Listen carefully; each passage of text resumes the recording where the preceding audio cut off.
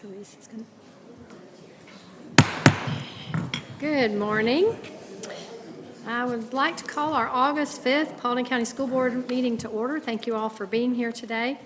It might look a little sparse up here. We've got a couple of folks who are running late, and Miss Lyons is calling in today. So even though it looks a little like we're all here.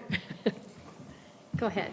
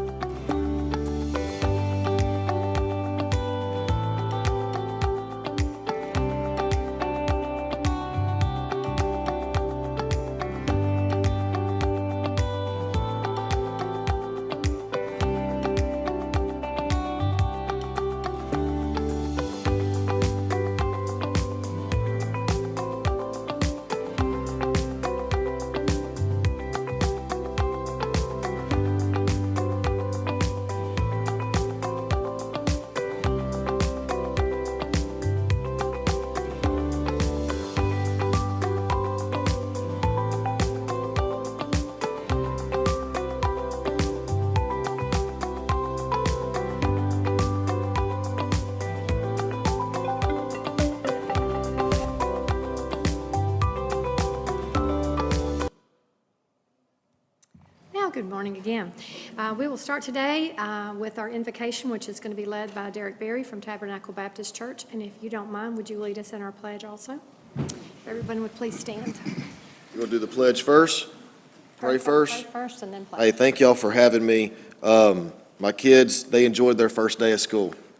My daughter got lost at the high school.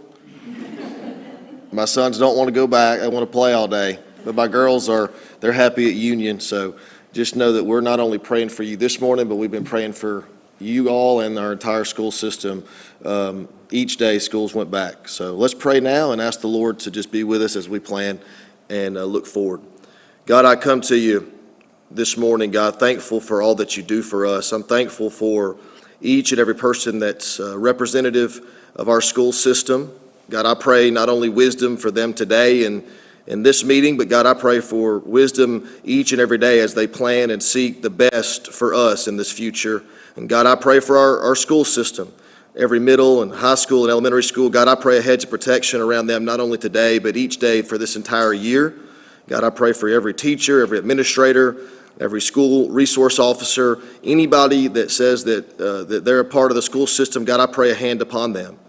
Lord, I just pray for this meeting as it takes place. God, I pray that you be in the midst of our minds and our hearts as we look and do the business of this school system and do the best for our community. We do love you and we do praise you. In Jesus' name, amen. All right, let's pledge. I pledge allegiance to the flag of the United States of America and to the republic for which it stands, one nation, under God, indivisible, with liberty and justice for all. Thank you.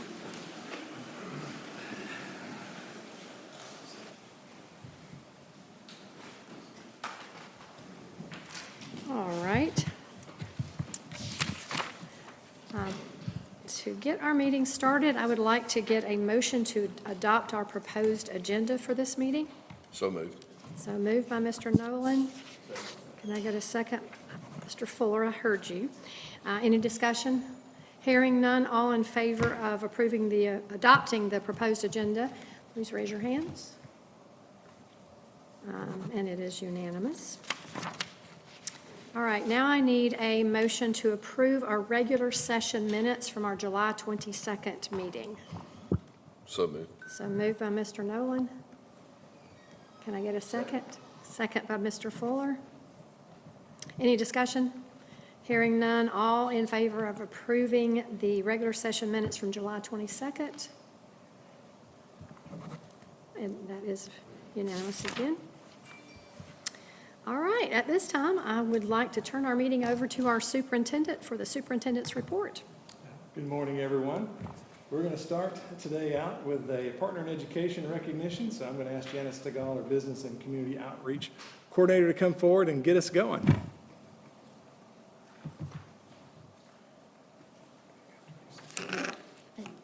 you, Mr. Barnett, and good morning to all of you. We're excited to be here this morning to recognize our first partner in education of this school year. Our partner in education program has been growing. We've had so many more businesses come on board to support our district, and so it's just really exciting to be a part of this program and then be able to recognize amazing partners that we have who do so much for our district. So today we'd like to recognize LGE Community Credit Union. This morning we have with us Darlene Golden, manager of the Dallas LGE branch, and Cassie Farmer, who is the community engagement manager. LGE has been a long-standing partner of the district and is especially active with Paulding County High School. One of the strongest ways they support our district is a partner with the Paulding Education Foundation. Cassie also serves on the foundation board and helps with many of the programs that they carry out to support our staff and our students also.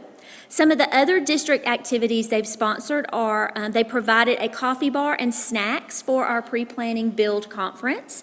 They've sponsored lunch for administrative pre-planning and new teacher orientations.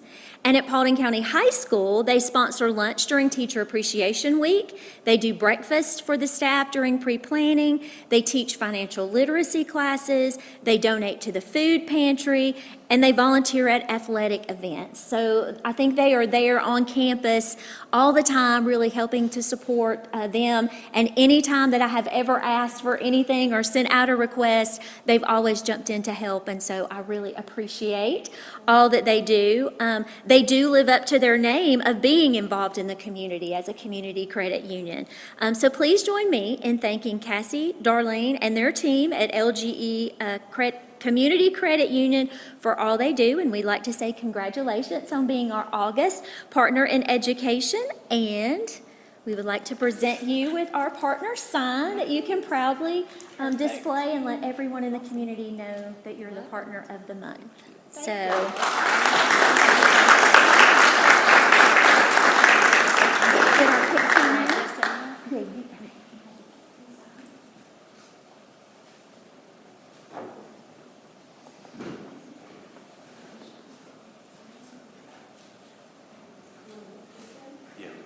Fill in all around it.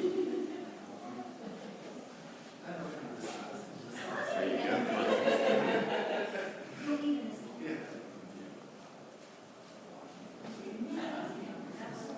Perfect. All right. Looks good. All right, everybody, big smiles. One more. Great, thank you.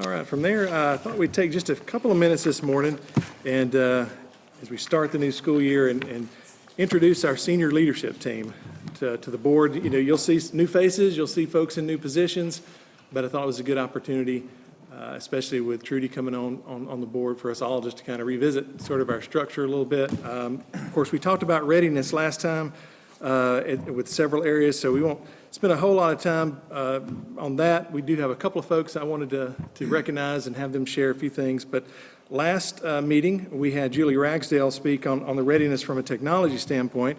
So, of course, Julie heads up, as our Chief Information Officer, heads up the technology department. But she has an executive director, Craig Ellison, who's here. I know I saw him earlier. So I asked Craig to come up and just share a little bit about the 4 departments and maybe mention the 4 directors that oversee those areas of work. Thank y'all for having me up here. Yeah. I am Craig Ellison, Executive Director of Technology. I do have the opportunity and the privilege to work with 4 great leaders in our division. We're going to start off with Clay Burnett. He's our network operations. So I put this in as simple terms as possible. He keeps the internet working, which is what we like. I like it. We also have Peter Guerrera. He leads the Department of Support and Services. So in simple terms, he keeps all the computers and interactive boards working for our students and our teachers. Also, we have Kelly Couch. She is leading the Department of Enterprise Systems. So when you think of Microsoft Office and all these kind of enterprise system programs, she helps keep all those going and helps support testing and when it comes to the teaching and learning side of things. And then also, we have Dr. Jim Long. Last but certainly not least, he is leading our Department of Instructional Technology. So he goes out to the schools and makes sure teachers are out there always engaging, inspiring, and preparing our students for technology. So thank you for this brief opportunity to meet you guys. And Thank you, Craig. thank you. Appreciate you. And then I believe D. Carol White, our Chief Talent Officer, and even Jennifer spoke at the last board meeting about her readiness from a HR perspective. But so I'll just mention a couple of names that you're familiar with. Burton Turner is our Director of Employee Services. And this is sort of how the work gets divided up there in HR, from Employee Services to our Director of Certification and Employee Relations. That's Deidre Marbury. They're returning in their roles for this year in HR. And of course, in Business Services, Anna Durham is our Chief Financial Officer, and she has 5 areas under her. Some of these individuals you'll know well. Abby Dye, our Director of Accounting, comes up and shares a lot with grants with the board. Amber Thesma, you know well, our Director of Planning and Analysis. Brett Cave is with us. Brett, is Brett in the room? So Brett is our Director of Business Services. He does all the things, he's over all the things you would normally see in an accounting department from purchasing, or not purchasing, but from accounts payable and that sort of perspective. So he's like the guy in The Wizard of Oz behind the curtain that makes that whole machine turn. But maybe the most important person is Jennifer Shipp. She's our Director of Payroll, make sure all 4,000 plus gets paid on time.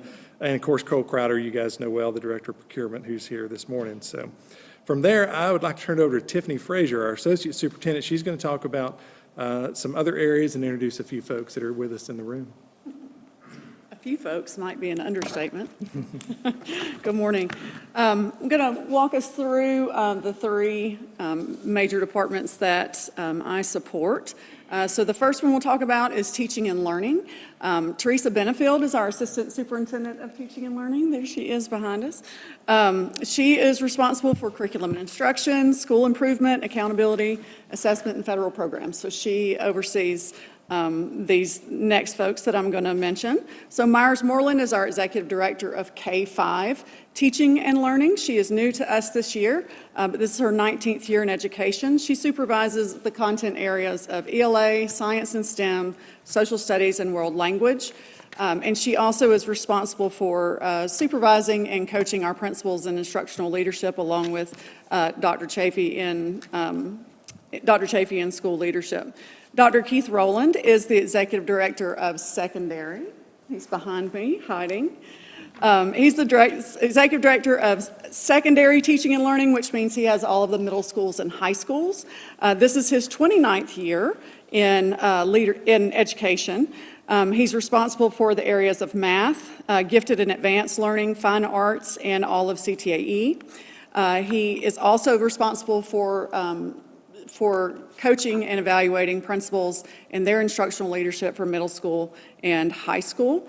Additionally, we also have him, he helps me with the textbook budget and curriculum review. We have a process every year where we go through our district resources, and teachers will update assessments and update curriculum maps and things of that nature.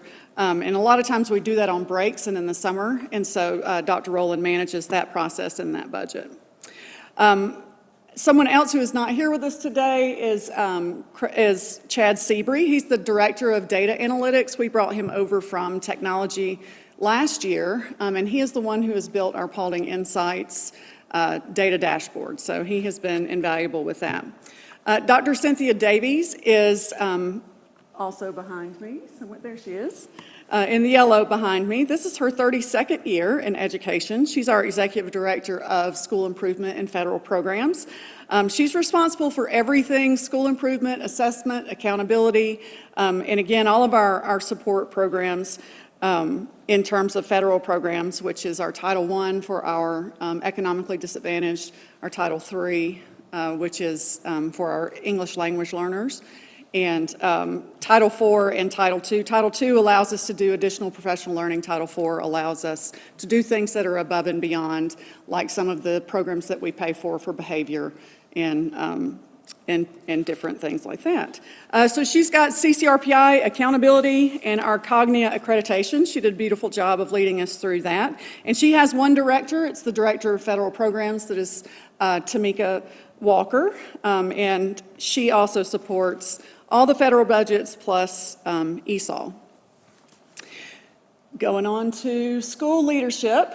Of course, you guys know Greg Musgrove, our assistant superintendent, not director, of school leadership. This is his 26th year in education, and he is responsible for the oversight of all school operations, elementary and secondary leadership teams, safety and security, and he collaborates with Ms. Benefield to support principals and leader development.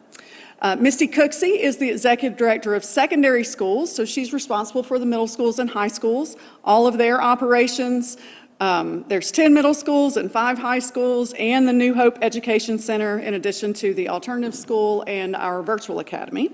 So that is Misty. She's supported by Rennie Webb, who is the Director of Secondary Schools. It's Rennie's 26th year. And she supports those secondary principals, as well as being our athletic director and tribunal hearing officer. Dr. Paul Chafee is the executive director of elementary schools. He's entering his 25th year. He's responsible for supervision and support of all 19 of our elementary schools, the day-to-day operations, staffing and personnel needs, overseeing school safety and discipline, and supporting them with all the campus-level challenges that come up. Dr. Joy Vinus is the director of elementary schools. In addition to supporting Dr. Chafee with our elementary schools, she also is responsible for our attendance officers and improving our attendance. Moving on to safety and security, Mike Ruppel couldn't be with us today, but you guys know him as our executive director of safety and security, and he has one director of safety and security, which is Eric Pace, who is in the back of the room today. Mike is at a 80-hour training that he has to have to be certified to be an instructor in some of the areas we need him to be an instructor for, so he couldn't be here with us today. But they're responsible for safety operations, emergency planning, coordinating with law enforcement, budgeting and strategic planning for improvements, and a proactive approach to campus security. Last but not least, Dr. Heather White is responsible for the Student Services Department, which is all of special education in addition to student supports. We've moved that over from the School Leadership Department this year. So she has 2 special ed directors. Heather White is in her 27th year. She has 2 special ed directors, which is Tiffany Martin, responsible for elementary special ed, and Giselle Neal, who's responsible for secondary special ed. And she has 2 directors over student supports. So Alan Dawes is the director of advisement and counseling, and he also has picked up social workers this year. And Tamara Vickers is the director of student support. She has the MTSS process. She's managing our SEL programs and school climate and positive behavior interventions and supports. And that's the team. There we go. That's everything on the right side there that you probably can't read, but that's everything on the right side of the screen there. And so Dr. Gagaitis is going to come up and fill in a few more of the boxes there on the left for us.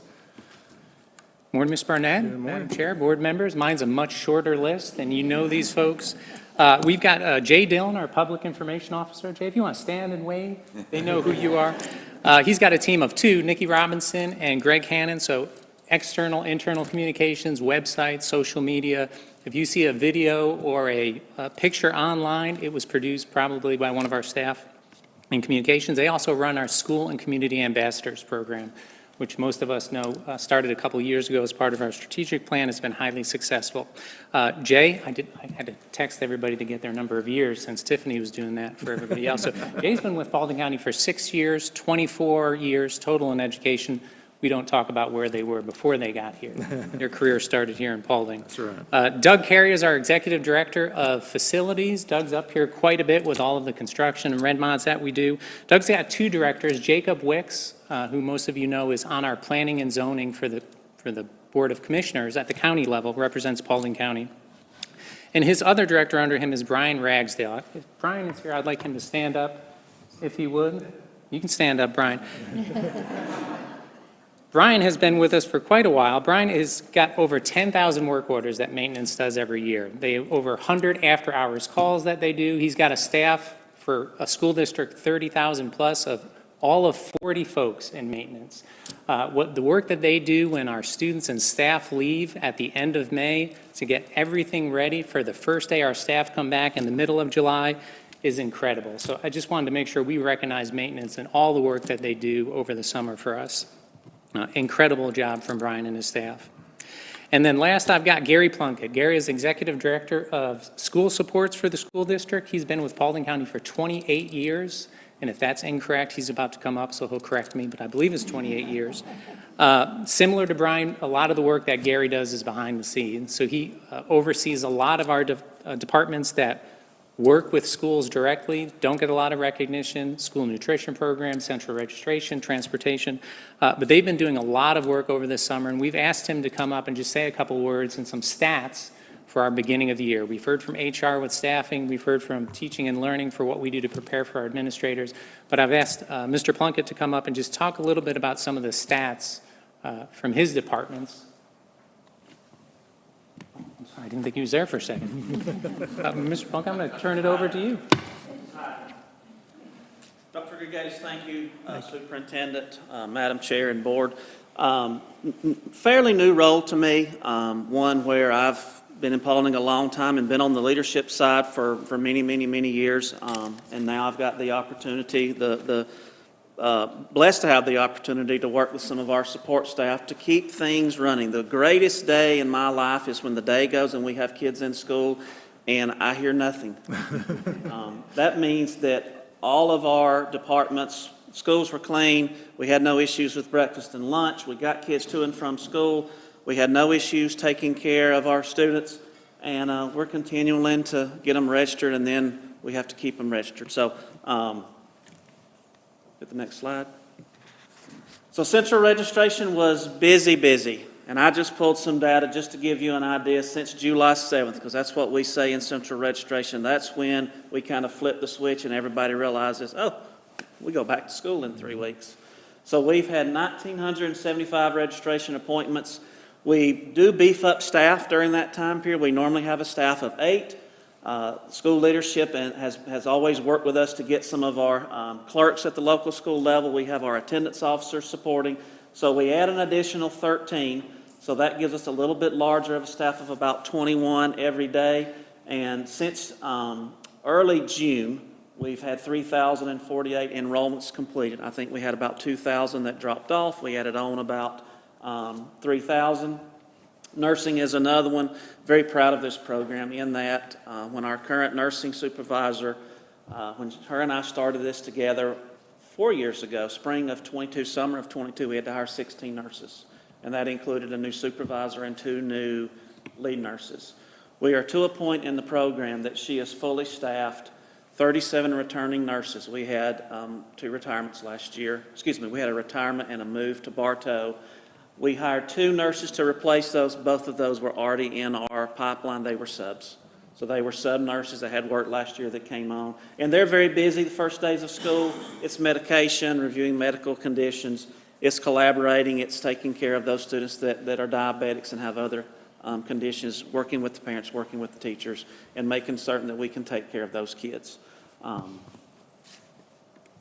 So with transportation, our focus this year with transportation, new director, Sissy Somerville and I have a lot of conversations, and she's realizing that no matter how prepared you think you are, you're never really ready until you step in and you have the job. So she calls and asks questions, and I said, well, Sissy, you're new to the director. I said, I've been working with you on transportation for about a month. But we're looking for communications, what we felt like we were going to focus on, because if schools know what's happening, community knows what's happening, and we're responsive, it's going to make for a smoother program in transportation. So incoming calls, this was after open house. They took 722 calls Thursday, 1,536 calls Friday. I was over at transportation Thursday, and they walked in with a tote about this big full of phones. And I said, what are y'all going to do with these? Oh, this is our hotline for after open house when phone calls start coming in, and for us to respond back when we have questions from open house. So what I learned, at open house, every school has someone from transportation there. There is occasionally the situation where we can't find a specific address or a specific house when we look up a bus stop, or somebody has just moved in, or they're in a new development, or whatever.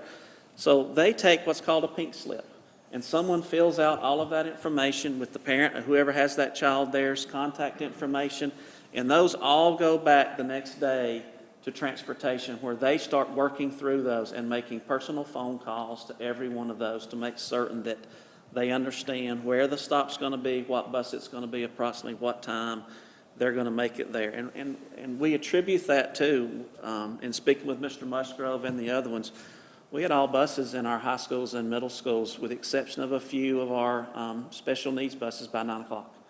That on the first and the second day of school, that's pretty impressive, knowing all the traffic and things we have.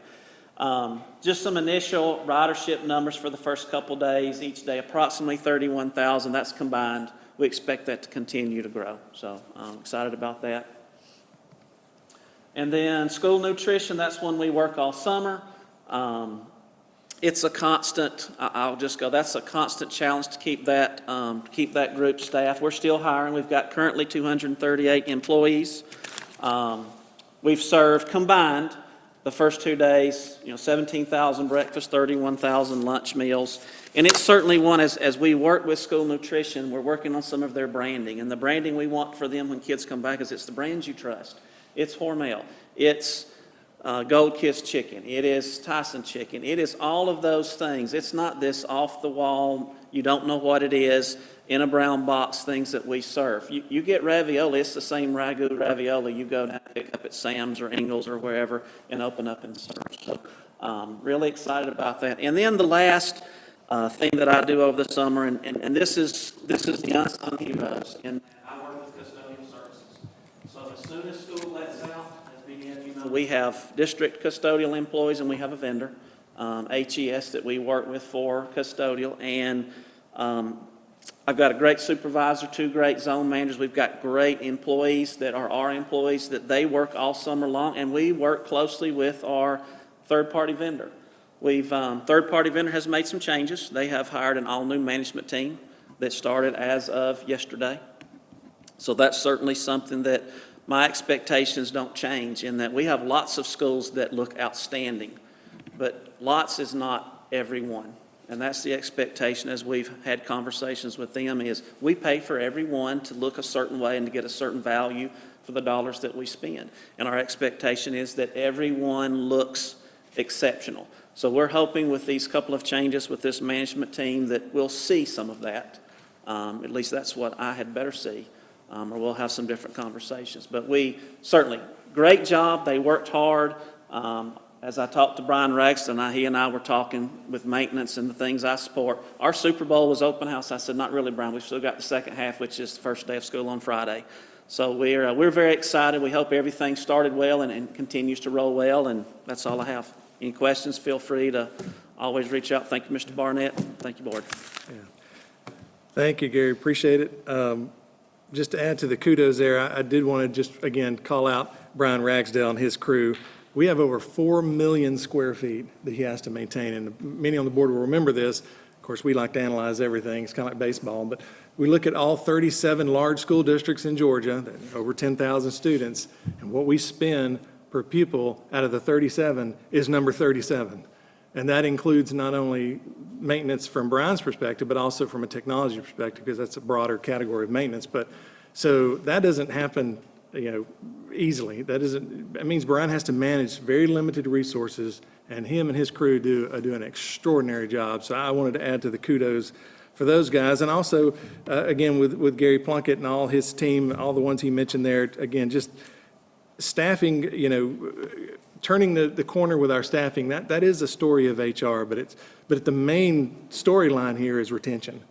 Is they've done an extraordinary job being able to turn transportation around with our incentives and that sort of thing, and then school nurses, just another example. But they've done a great job And I will just say that for the 4 schools that either had a renovation or an addition this summer, they looked awesome when I walked in. After open house and before the start of school, I went and looked at all of them again, and they just did an outstanding job. And then again, that's maintenance, that's several departments, obviously capital projects, and also Gary and his team. So kudos to all of you guys. I know that seems like a lot of folks that we talked through there, but to put things in perspective, what you just heard was 26 directors who report to 11 executive directors who report to 2 assistant superintendents. We have 3 chiefs, 1 associate superintendent, and 1 deputy superintendent. You compare our expenditures for general administration, which is where all those folks generally reside, out of those 37 large districts in Georgia, we rank 31 out of 37. So we spend about 3% on average per pupil for all of that, compared to an average of those 37 districts of 4.4%. So we've said it for years. When it comes to general administration, we run a very tight ship, and that does not happen by accident. That causes it's a lot of work for people to have to absorb, and it causes a lot of sacrifice. They have to figure out how to use limited resources. And anyway, I just want to brag on them all. They do an exceptional job. You won't find a finer group of folks in any school district in the state of Georgia. I assure you of that. So with that, I'll just mention real quick, we did have the start of a school year. I thought I'd just share just a few pictures with you. I hope you see Dr. Chafee there enjoying our jitter juice. They poured me some, and I was like, I'm not drinking this whole thing. So I grabbed the cup and filled it up for Dr. Chafee and said, you're going to have to join me, man. It was good, though. It was a lot of fun being there. I don't know what's going on in the bottom left. I don't know if we want to know. I know that's Jack, our canine. I don't know what he's detecting or not detecting. I don't know. Common sense. Anyway, so that's just a few pictures.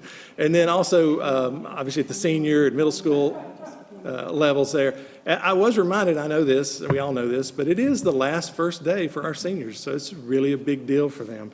And then by the end of the day, last Friday looked more like this. And we felt the same way.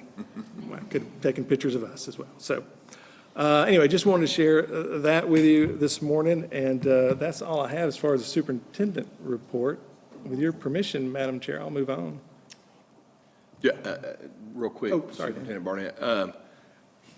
I can't, since I've been on this board, I got one phone call from the start of school because somebody thought we had too many speed bumps at North Paulding High School. I tell y'all right now, that speaks volume. I can't thank all of y'all enough and your staffs, especially you, Mr. Axel. How that is unheard of. No calls from North Paulding High School. Come on, guys, that is awesome. So all I can tell you is just thank you very much. Not a single phone call except for speed bumps, and that was a call I was happy to address. So, and that one phone call was me calling my school board member. So what's going on? I'm glad you said that, Dan. I should have mentioned that. Over 800 installed, right? And that was his crew having to do that. We didn't hire that. We didn't contract that out. Cole found us a good deal on them, so we can blame Cole. This all started with him. But 800 plus, and then his guys, Brian and his guys installed all those over the summer. did I hear you say there's 40 guys that work for you, Brian? So that's 100,000 square foot per employee, correct? One guy's taking care of 100,000 square feet of time, or lady who, okay, that's. So with that, we'll move on to the items, our business items. So there are 4 this morning that will all, without objection, be on our consent agenda at the next meeting.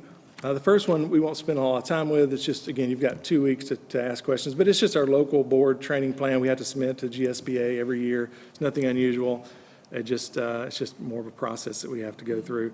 And there's really nothing as far as the approved training courses or planning dates that really are unusual. So, but anyway, you have a couple of weeks. You want to ask any questions about that before we submit it.